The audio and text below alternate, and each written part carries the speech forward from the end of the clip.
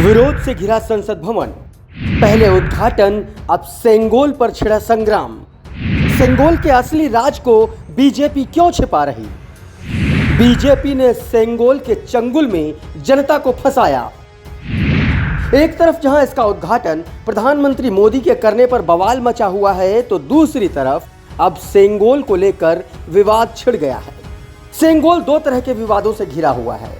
पहला तो ये कि वो राजदंड है, इसे संसद में क्यों स्थापित किया जा रहा है, और दूसरा ये कि उसके ऊपर बने नंदी को लेकर लोगों का मानना है कि जो सेंगोल है ये सत्ता हस्तांतरण के समय पुरोहितों के द्वारा राजा को सौंपा जाने वाला राजदंड है, और राजदंड किसी भी काल में राजशाही का ही प्रतीक हो सकता है, किसी लोकतांत्रिक व्यवस्था का नहीं। साथ ही कांग्रेस ने यह भी दावा किया कि इस बात का कोई सबूत नहीं जिससे यह साबित होता हो कि लॉर्ड माउंटबेटन, सी राजगोपालाचारी और पंडित जवाहरलाल नेहरू ने सेंगोल को ब्रिटिश हुकूमत द्वारा भारत को सत्ता हस्तांतरित किए जाने का प्रतीक बताया हो। कांग्रेस नेता जयराम रमेश ने ट्वीट कर कहा, क्या ये कोई हैरानी की बात है कि नए संसद भवन को व्हाट्सएप यूनिवर्सिटी के फर्जी विमर्श से सुशोभित किया जा रहा है।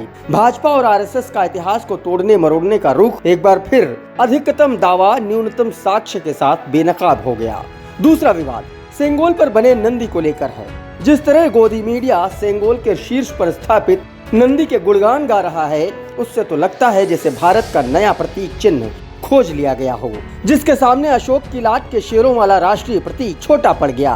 राजकाज और आर्थिक मोर्चे पर बुरी तरह विफल मोदी सरकार चुनावी साल में ऐसे ही धार्मिक प्रतीकों के जरिए जनता का ध्यान भटकाना चाहती है। इसी पर सपा अध्यक्ष अखिलेश यादव ने एक ट्वीट कर लिखा, सेंगोल सत्ता हस्तांतरण यानी कि एक हाथ से दूसरे हाथ में सौंपे जाने का प्रतीक है। लगता है भाजपा ने ये मान लिया है कि अब सत्ता सौंपने का समय नजदीक आ गया है। अखिलेश यादव के ट्वीट के मायने कहीं न कहीं एक तरह से सच भी हैं, क्योंकि 3 दिन पहले कोई पूछता है कि ये सेंगोल क्या है तो लोग आसमान तकते थे, लेकिन इस वक्त पूरा देश सेंगोल के चंगुल में है। पूरा देश सभी चीजों और मुद्दों पर से ध्यान हटाकर इस चर्चा में जुटा है कि अगर सेंगोल संसद में नहीं लगा तो हिंदू सभ्यता का कितना हास होगा।